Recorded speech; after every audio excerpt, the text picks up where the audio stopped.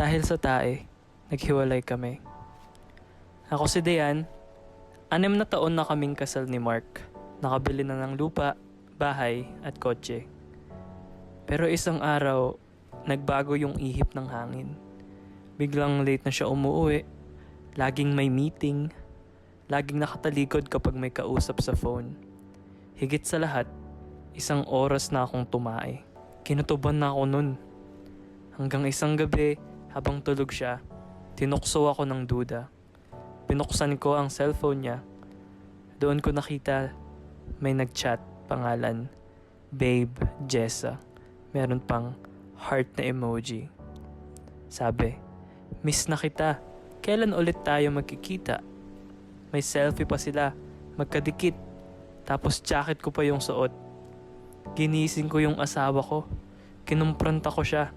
Diretso yung sagot niya. Sorry Dayan, pero mahal ko na siya.